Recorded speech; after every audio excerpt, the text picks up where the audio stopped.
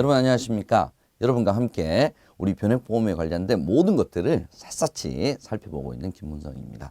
자, 이번 시간은 우리 채권 시장 그리고 채권 수익률에 대해서 한번 공부를 해보도록 하겠습니다. 뭐 회사마다 조금씩 차이는 있긴 합니다만 일반적으로 우리 변액보험에서는 이 채권형 펀드의 편입 비중을 보통 50% 이상을 유지하도록 하고 있습니다. 그래서 실은 채권이 어떻게 움직이느냐 또 채권의 금리가 어떻게 변하느냐에 따라서 우리 변액보험 전체 수익률에 어떤 영향을 미치느냐 하는 것은 굉장히 중요한 문제다라고 말씀드릴 수가 있겠습니다. 그래서 조금 더 여러분들께서 실은 채권의 내용이 좀 어려워요. 이 내용을 뭐 기본적인 컨셉 정도는 여러분께서 확실히 좀 알고 계실 필요가 좀 있겠습니다. 자, 우선 우리가 이제 금리 내지는 채권 수익률 그러는데, 자, 이런 이제 채권 수익률과 우리가 금리를 좀 명확하게 좀 구별을 좀 한번 해볼 필요가 있을 것 같습니다. 그리고 여러분께 딱 두 가지만 여러분께서 구별해 주시면 좋을 것 같은데, 첫 번째는 단기금리입니다. 흔히 우리가 한국은행의 기준금리다라고 얘기를 하는데, 이 기준금리는 한국은행의 정책 운용기구인 바로 금융통화위원회에서 결정을 합니다. 그래서 이 한국은행이 기준금리를 인상할 수도 있고 인하할 수도 있습니다. 그래서 한국은행이 이 기준금리를 올리느냐 떨어뜨리느냐에 따라서 예금이나 대출금리가 같이 연동해서 움직인다 이렇게 생각하시면 될 것 같습니다. 자, 문제는 뭐냐면 그럼 언제 금융통화위원회에서 금리를 올리느냐 언제 떨어뜨리느냐 이것도 구별해 주시면 되겠습니다. 자, 금리를 올린다라고 하는 것은 무슨 뜻이냐면 대출 즉 남의 돈을 빌려서 쓰는데 지불해야 될 대가가 커진다는 소리입니다. 즉 돈 빌리기가 쉽지가 않다는 뜻이죠. 그래서 금리를 올릴 때는 언제 올리느냐? 경기가 너무 좋아. 그죠? 네, 너무 이제 버블이 좀 우려가 됩니다. 내지는 물가가 너무 많이 오릅니다. 그래서 소비를 조금 줄였으면 좋겠어. 오히려 투자를 조금 줄였으면 좋겠어. 자, 이런 생각이 들 때, 즉 경기가 좋을 때 금리를 인상을 하게 됩니다.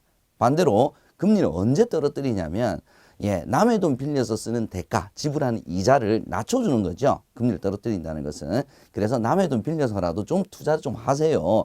남의 돈 빌려서라도 좀 소비를 좀 하세요. 즉 경기를 회복시키기 위해서 경기가 좋지 않기 때문에 회복시키고 싶을 때 금리를 인하를 하게 됩니다. 그래서 한국은행이 기준금리를 올리느냐 떨어뜨리느냐 이 추이만 보더라도 그 당시에 우리가 경제 상황을 경기 상황을 추론을 할 수가 있다. 이렇게 여러분께 생각을 해 주시면 좋겠습니다. 자, 이와 유사하게 또 움직이지만 장기금리의 기준이 되는 것이 또 있습니다. 즉 조금 전에 우리가 한국은행 기준금리는 단기금리였죠. 즉 단기금리가 움직이면 장기금리도 함께 따라서 움직이긴 합니다만 우리 변액보험 같은 경우에는 주로 이 단기물 중심의 운용을 하는 것이 아니라 장기 채권을 중심으로 해서 운용을 하기 때문에 따로 제가 말씀을 드리고 있는 겁니다. 흔히 우리가 장기금리 기준이 되는 것은 바로 국고채, 국가에서 발행한 채권이다 이렇게 생각하시면 될 것 같습니다. 만기는 주로 3년 만기 국고채의 유통 물량이 가장 많기 때문에 가장 대표적인 장기 우리 시장금리는 3년 만기 국고채 유통 수익률이다 이렇게 여러분께서 생각을 해주시면 좋을 것 같습니다. 그래서 일반적으로 우리가 뭐 장기 채권 수익률 그러면 3년 만기 국고채 수익률이다 이렇게 여러분께서 생각을 해주시면 좋을 것 같습니다.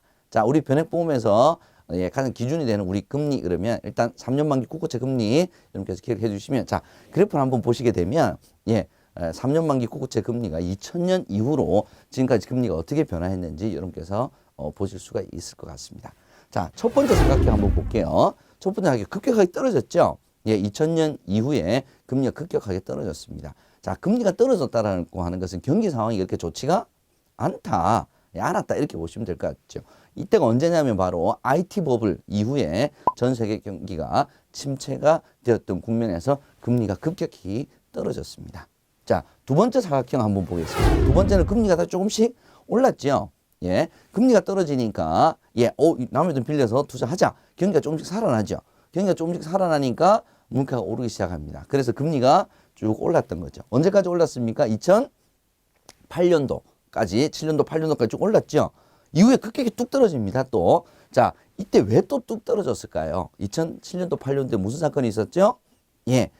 글로벌 경제 위기의 시작인 서프라임 모기지 론 사태가 뻥 발발하면서 전 세계 경기가 다시 침체 국면으로 확 떨어졌습니다. 그 이후에 자, 세 번째 이제 살펴보시게 되면 쭉 이렇게 또 떨어지고 있죠.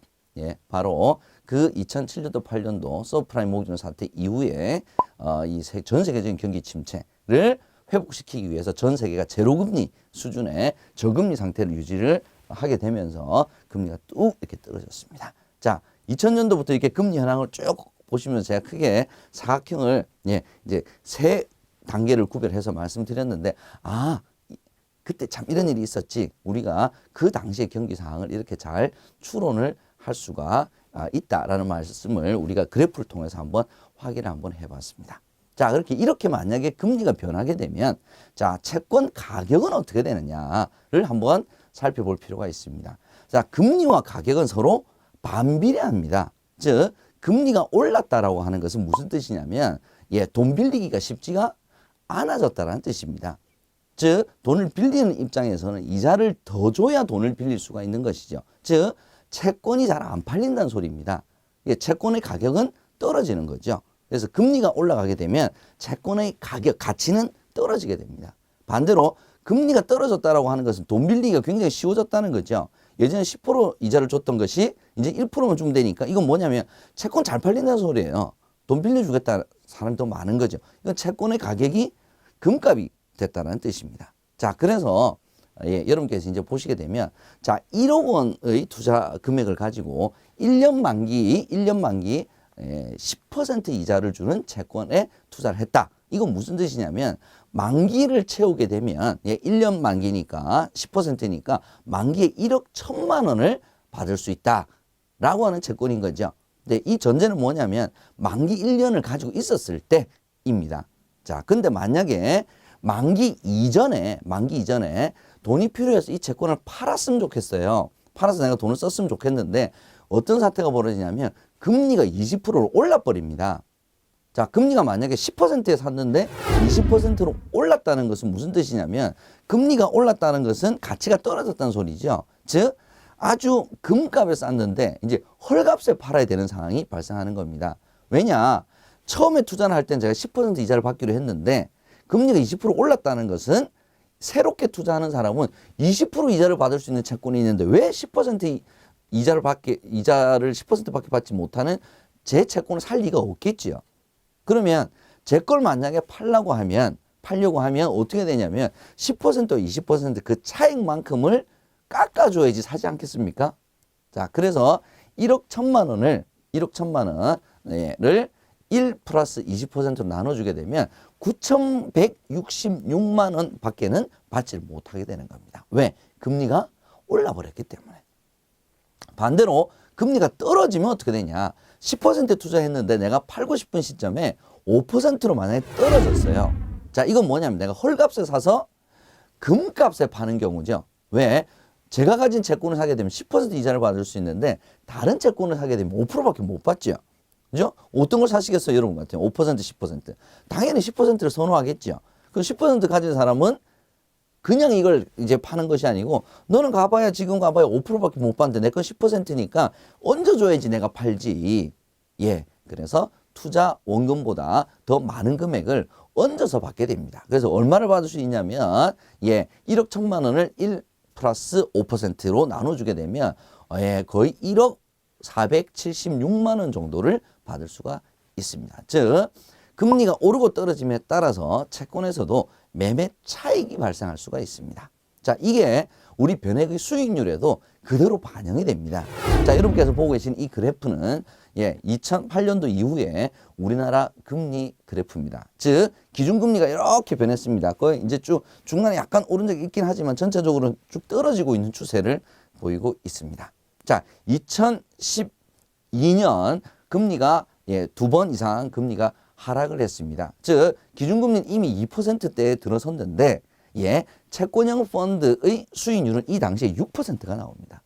자, 금리가 오히려 떨어졌는데 금리 2% 떨어졌는데 채권형 펀드의 수익률은 오히려 6% 올라갑니다. 자, 왜 이렇게 올라가는 현상이 발생하느냐? 금리가 떨어지면 채권의 가치가 제가 올라간다 그랬죠. 그래서 장부가 평가를 매일매일 하기 때문에 이 떨어지는 만큼의 채권 가치가 올라간 것을 채권 수익률에도 채권형 펀드의 수익률에도 반영을 해주기 때문에 그렇습니다.